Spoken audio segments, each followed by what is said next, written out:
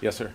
On the situation where they specify 3,000 PSI and a 0.45 water cement ratio, I think the industry is relying a lot on the NRMCA baselines, and that's not really in there, and I recognize it's not fair for them to look at a mix like that as being a 3,000 PSI mix with regard to, you know, the cementitious components. With the next time they develop a baseline, they should have mixes that are specified by water cement, maximum water cement ratios, so that those get baseline differently. You know, that's I think a baseline fix is what we need to make for that. And the second question I wanted to ask Gary real quick is when you intergrind limestone with clinker, is the limestone more resistant to the grinding process? Does it end up being a uniform blend? Or do you have differences in blend between the clinker and the limestone?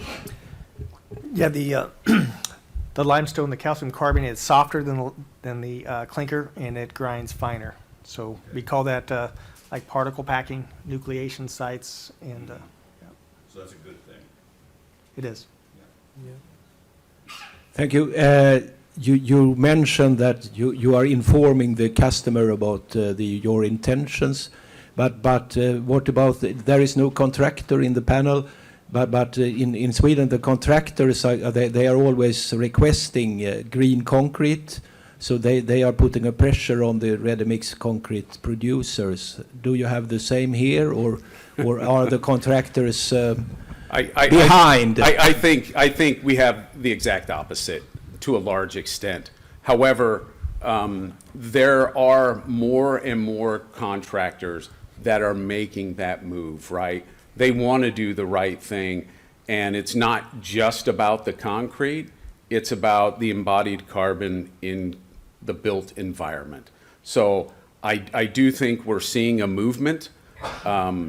We have not, in our experience at National, we have an experience where the contractor just says, absolutely not. Now, there may have been some pushback where a perfect example is a Caltrans project where Portland limestone cement is now accepted. However, if they're dealing with a project that has contract documents later than the adoption date of PLC, they have to do a no-cost change order. Well, now we have to do this form. Can't you just give us the type 2.5? And our answer to that is no. Your project is going to be supplied just as we quoted it with type 1L cement. And so there is some resistance, but I think that tide is changing. Yeah, so I just want to comment on that question that came up, 0.45, 3,000. I don't think it's an NRMCA thing that came out. What is happening, I think you can probably comment as well, is generally the code has 0.45 for exposure requirements, like freeze thaw and so on. But the code also has, say 0.45 has 4,500, right? That's the requirement. So 5,000 goes with 0.4, 4,500, 0.45. But then what happens is that sometimes some engineers may look at a water cement ratio. They may say low water cement ratio is good. So they may just put that low water cement ratio, even though there's no exposure requirement that warrants it. So then you end up with a 0.45 and 3,000, which is not very efficient from a carbon point of view. What I'm saying is that right now, all of the specs that they showed up here limited the GWP based on strength class. Well, in the case where the concrete is being specified by maximum water cement ratio, they shouldn't be looking at strength class. They should be looking at exposure or at the specified water cement ratio. Yeah, and that's why going to a performance-based specification and working that out on a project basis by application is going to be a lot better than just looking at compressive strength. That would address your concern, right? Because you could identify what the specific needs for that concrete mix are on your project. You got people like the Marine Code or the California or the government or something like that only looking at strength class, and they're missing part of the picture of concrete because concrete. Absolutely. Yeah. Yeah. Yeah, as with all things, it's even more complicated than we'd like it to be.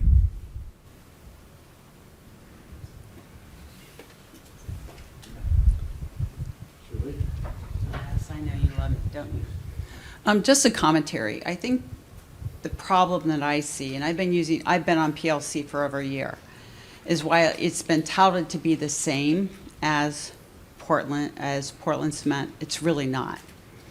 So the things that we're seeing in the Midwest, and obviously I have freeze thaw durability I have to deal with. I have a variety of different things I have to deal with.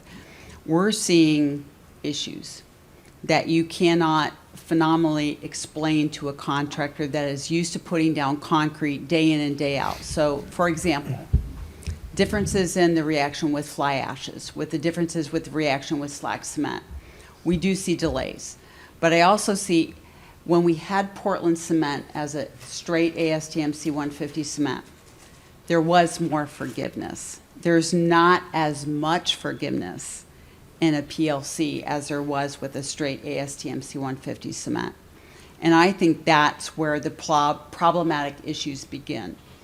So case in point, I've had it where a lot of times you have a cement manufacturer that has to take a plant down, they have to change you over to a different, plant, and then they bring it into your area. It's still a PLC, but it may react drastically different with your SCMs in that particular climate. And I think that's where we've somewhat done a disservice from the cement industry. And trust me, I used to work for a cement manufacturer, so I know how this works. That we say it's the same, but it's really not. And I think that's what we have to get across to everyone in the industry. It is a little bit different. You have to treat it a little bit different. And it comes down to not just the proportion of the mixtures. It comes down to the testing of the mixtures, because if they're not cured appropriately, if they're not tested appropriately, you will see dramatic differences in concrete strength development. You see differences in how they react in, say, a slab on grade versus a form. There's changes in the way you can pre-stress, how fast you can pre-stress. I mean, I'm comparing mixtures that were one-for-one mixtures, and I have over 8 years of data.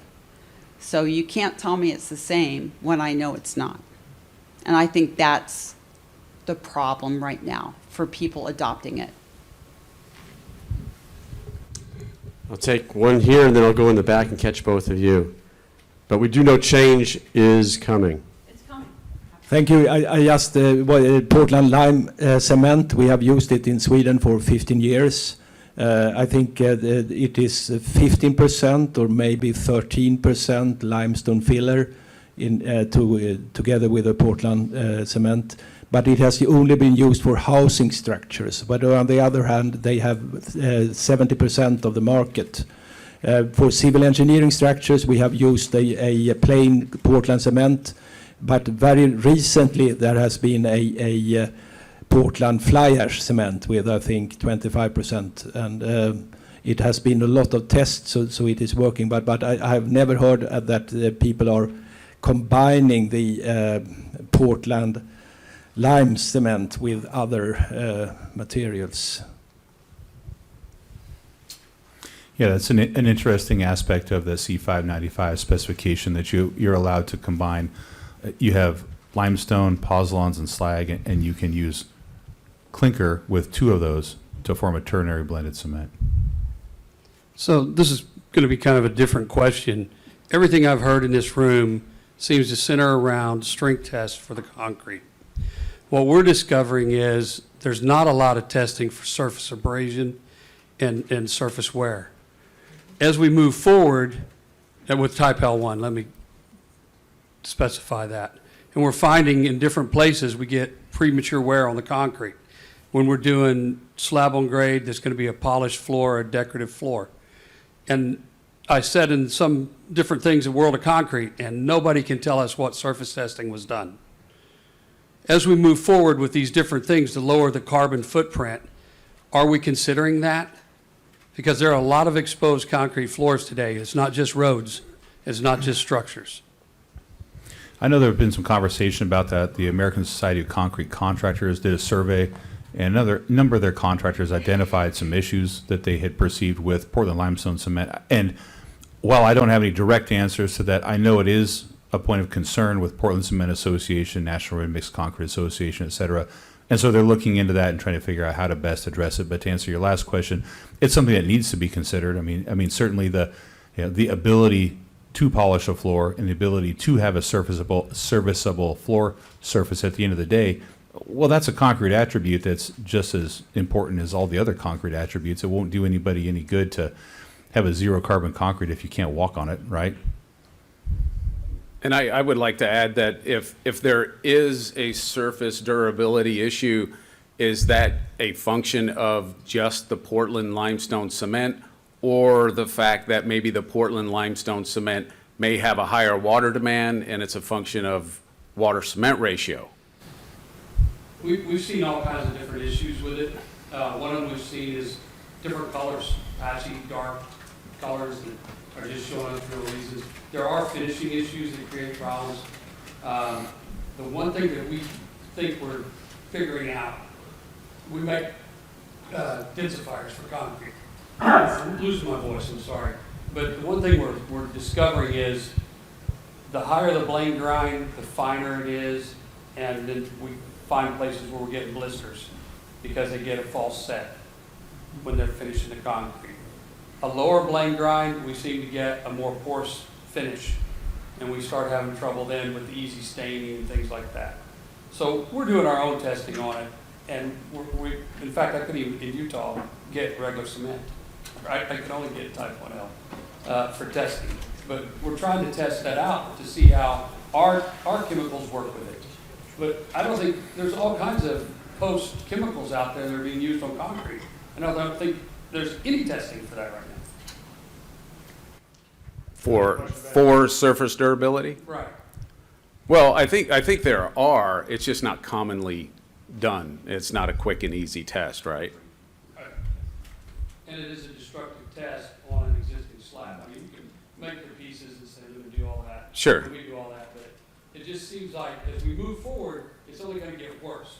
As you have less cement content to hold it together, because that's what happens. The top wears quicker, and we start getting sand exposure when we're not wanting to get sand exposure, just through the cleaning process. Big national retailer told us in 5 slabs, type 1L cement, less than a year, they already have forklift paths in their concrete.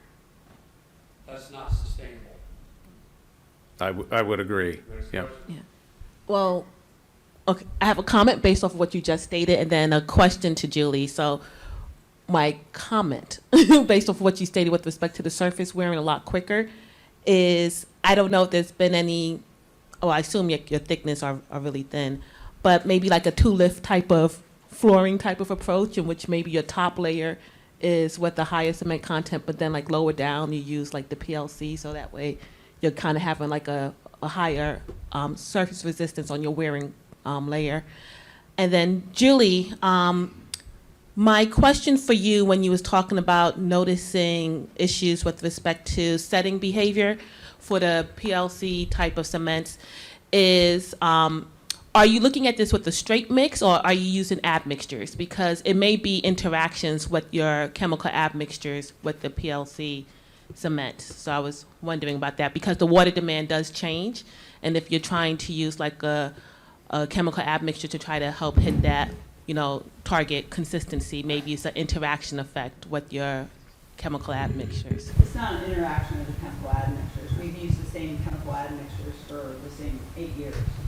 So what we're seeing is more interaction that you see differences in the setting times. There's absolutely a difference in the setting times. We've done setting times, we've done many, many different tests. We're now going to start looking at calorimetry tests to see what those differences truly are.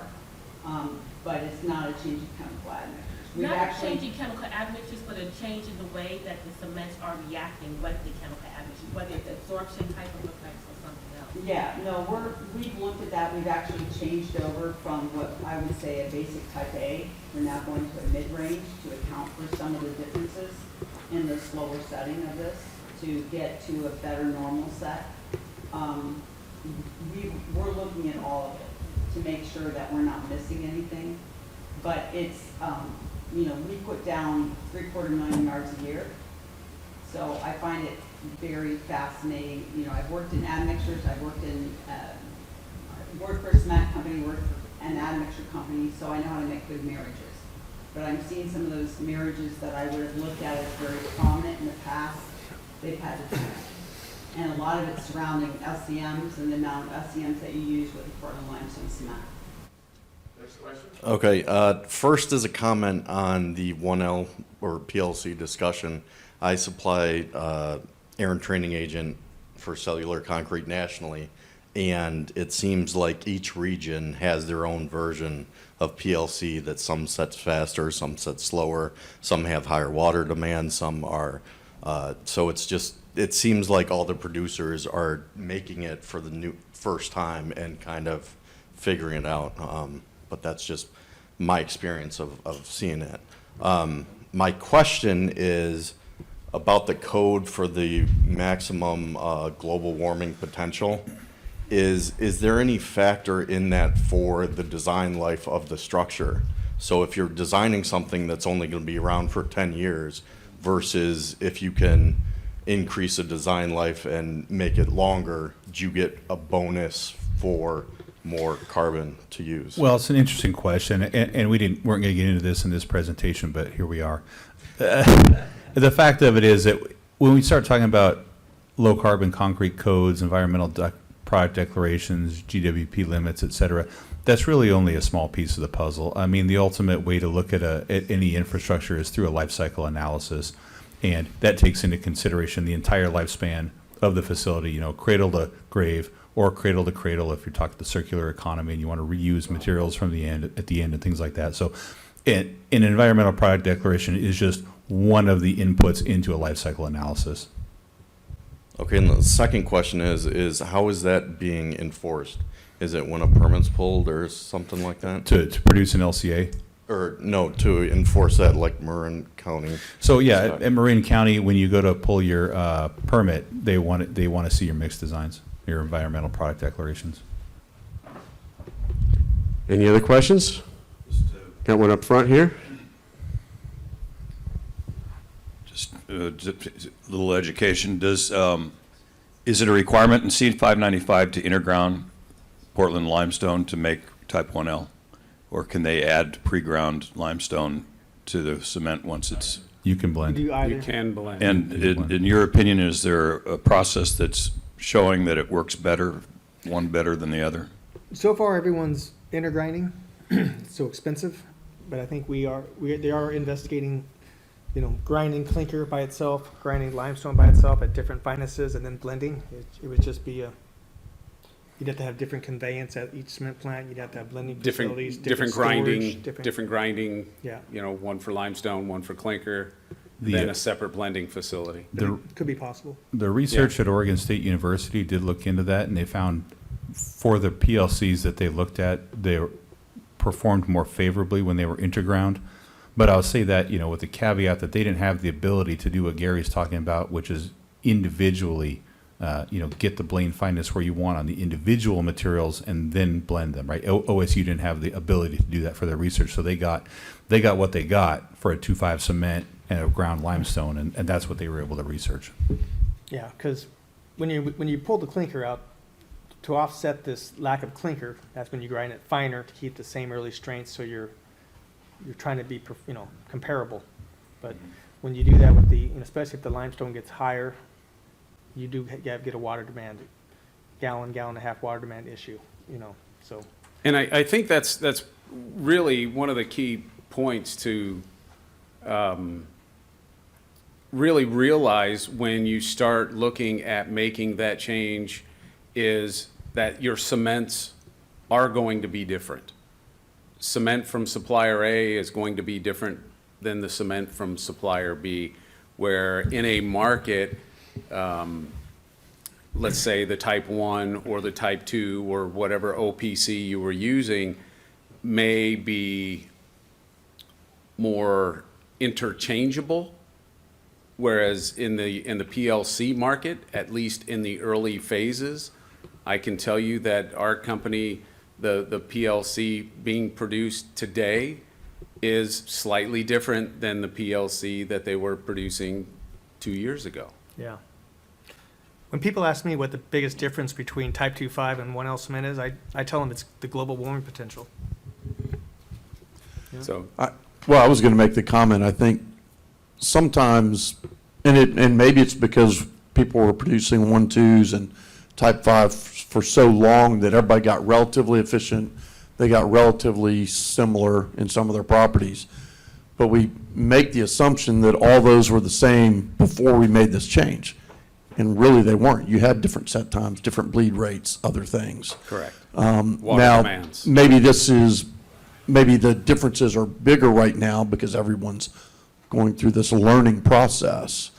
But sometimes I think Yeah. we're a little blind to the fact that they weren't all the same. If you go historically, 30, 40 years ago, the cements weren't even the same. We never had C3S levels in the mid-60s. The C3Ss were, high 40s, low 50s. The Blaines were, A 300. lot lower. Yeah, Yeah. and schedule wasn't, you weren't doing lifts every other day. It's just now everything's go, go, go. And now we're trying to hit this carbon neutrality. We're trying to make moves to make a comparable product, but there's going to be pain involved, Quick Mike. comment from a ready-mix producer. From a ready-mix producer standpoint is that the cross-pollination is going to go away. We're a small ready-mix producer in Southern California, and if a plant A goes down, our salesman says, hey, run over to plant B, right? And then they're having lines because they can't keep up. Then you have to go to, cement supplier C. It's going to go away. We're not going to have that freedom or flexibility. That's a fact. Right? Because Yeah. one company's making a 1P, 1T, and so that's going to bring some serious heartburn even to the bigger ready-mix companies Yeah. that also depend on multiple cement suppliers. So ask for the 1L now. Problem solved. also a big company in Southern California that is not going to make a 1L now, right? They're going to make a 1P or a 1T. So, how are we going to address that? Yeah, it's good. There's going to be some challenges from the ready-mix perspective on this, right? The cements available used to be almost identical. Right now, they're not so identical, and in the future, they're not almost not going to be interchangeable.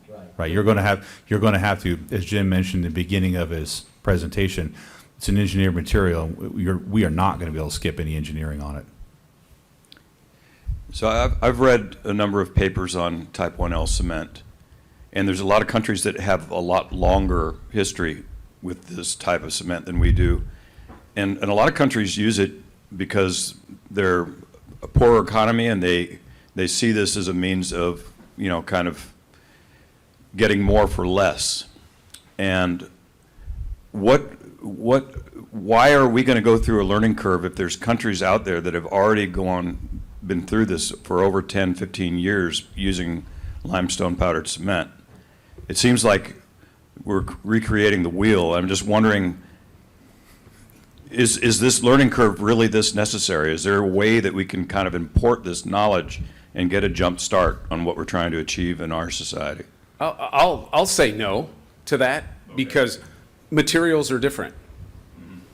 It's, you ever bought a size, what size shoe do you wear? 11, 10? Yeah, 11. You ever buy a size 11 shoe that didn't fit? Sure. It's a size 11. Why didn't it fit? Because it's different. And I think when it gets down to it, it's an engineered material. We're going to have to make those adjustments. I do think we have learned some things on the cement production side.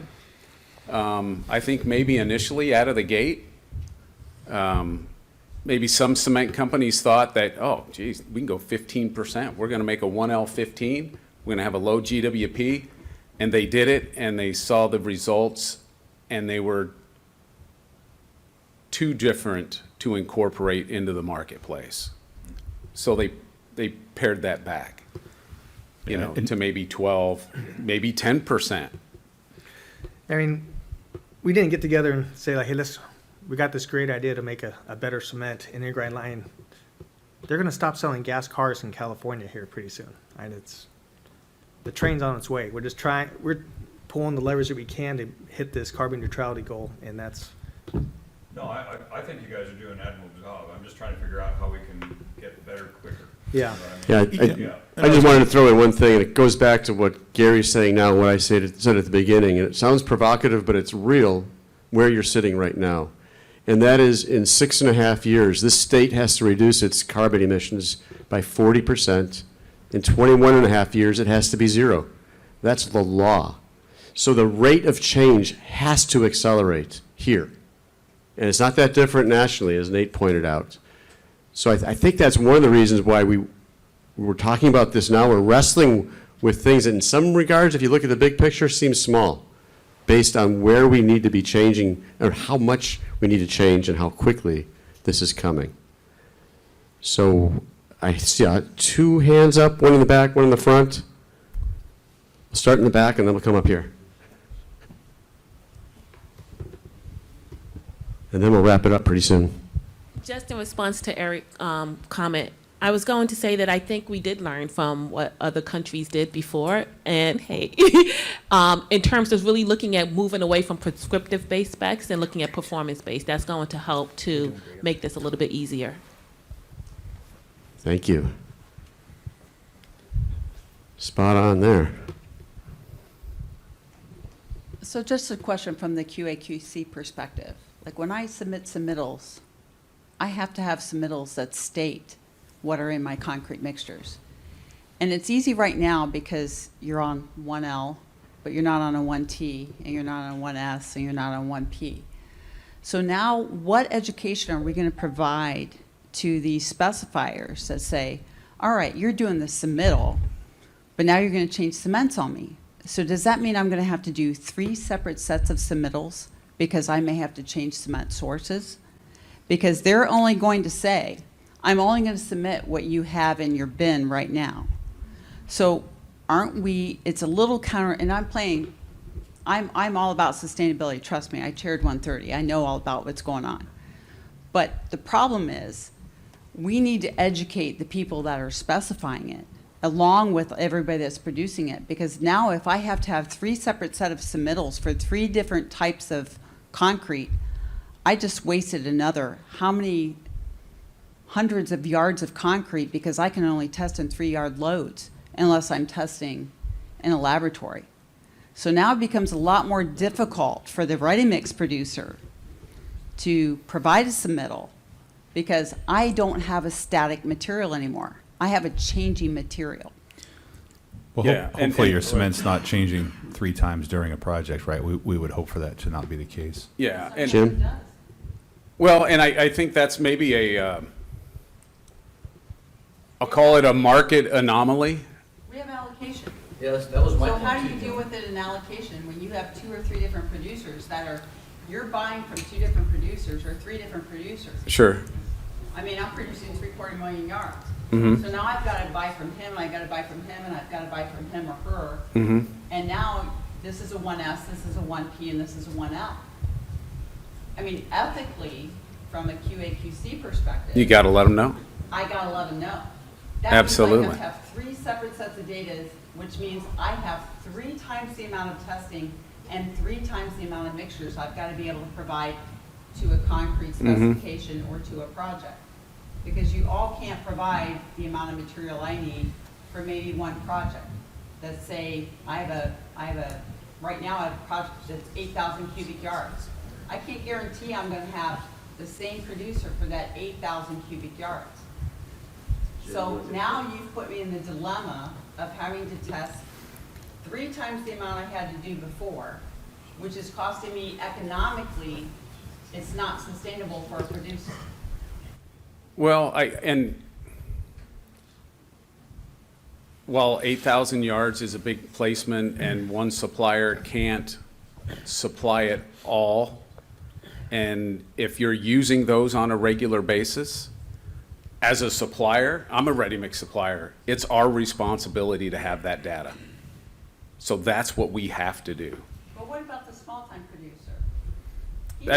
That's challenges. Economically, that's not viable for him. Maybe that job's a little bigger than he should have taken on. I don't know the answer. Well, I think this is. If you don't, and this is getting way off topic, but if you can't provide the data that's required, maybe you shouldn't be providing the concrete. This is why we are talking about hot topics. We're stirring it up here. This is exactly what we're trying to do. I can say that we've done hundreds of concrete trial batches on standard mixes, and we're not even halfway through where we need to be. I know other suppliers have done in excess of 2,300 trial batches on 1L cement just to get it into the market. So it's a long process. It's a laborious process. So I have one more question on blended cements. It's ever since the sustainability issue has been, becoming more and more prevalent. I'm wondering why we don't start off with a baseline just about everywhere of, say, 20% slag or something of that nature. Yeah, it's not available. Yeah, but why isn't it? It's available in Canada, it's available in large regions, and we have lots of slag. Yeah, there's no steel production in the western U.S. Yeah. All slag in this market is imported from Asia. Yeah. But slag. Yeah, no, I think Nate just did. I mean, Slag we're is- fortunate. The slag is great, but yeah, that's, it's a byproduct of making steel, and that's all done. And specifically, it's a byproduct of making steel in a basic oxygen furnace, which, like coal-fired power plants, is not in vogue. Will beneficiated fly ash and cold bottom ash, will that be able to create another alternative? We're facing legislation that would do away with both of those. Really? Ridiculously, but Yes, we are facing legislation right now. We're in ASTM, we're rewriting 618, so all that can be used. And I think that's great. Yeah. And I think as an industry, and these are our legislative guys here for California and Nevada cement producers, that collectively as an industry, we have to talk to our legislators and let them know what we're doing, what we're trying to do, and how beneficial these SEMs are. And from the standpoint that, oh my gosh, it's fly ash that came from a coal-burning power plant, and we're going to do away with those. Well, we are, but if we can reclaim those Yeah. and utilize them after the I fact, mean, it's already gone well through the balloting process. I mean, that's well underway. absolutely, and those are great strides. Yeah. Yeah, and those are great strides. But those are some of the things we're facing in California as we've got this drive for zero. We have some legislation out there that's trying to say, no, you cannot use slag. No, you cannot use fly ash. And how are we going to reduce our global warming potential in our concrete mixtures if we don't have these tools, right? I was going to mention too, that movement to outlaw both fly ash and slag is a real thing happening in California, but it's coming from the First Movers Coalition, which is an international group. So this could be affecting folks in other parts of the country as well. I'd rather see it buried and percolating down into the groundwater. It's a misperception from my perspective, but it's a reality that we're facing. Yeah, I think, if you kind of look behind the scenes, there's ulterior motives, and I don't want to get political, but if somebody thinks they have a product that can do these magical things, that's what they're going to advocate for. And in reality, that may not be the case. So I just want clarification. So are you stating that there is possible legislation that will prohibit the use of fly ash and slag that has already been produced for use in concrete? All fly ash and slag. Okay. That wouldn't take place right away, but it's part of the phase-in of this bill.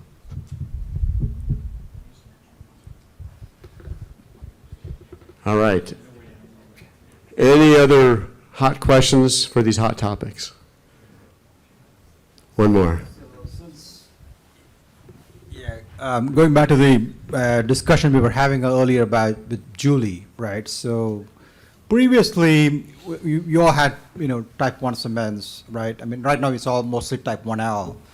I mean, can we think hypothetically, I mean, looking forward, we talked about type 1Ts and 1Ps coming. Could you see a difference in different producers making like 1S and 1T and 1P, like in the same region, like what Mike's talking about? Or could it be more consistent that could be like everybody makes 1L with 10% NP or 10% fly ash, or that way it's just some kind of a similarity. Some in similarity, right? Switching the products. Yeah, and I think ultimately that might be the goal. I mean, in decades past, and I can only speak for Southern California because that's where I've been for the last 33 years of my career. Most cements were comparable. I'm not going to say they're the same because they aren't. They had different colors, they had different water demands, different blanes, but they were comparable and to some extent maybe interchangeable. And I think in these early phases of where we are now in the introduction of 1L into the market, we may not be there right now, but eventually we can.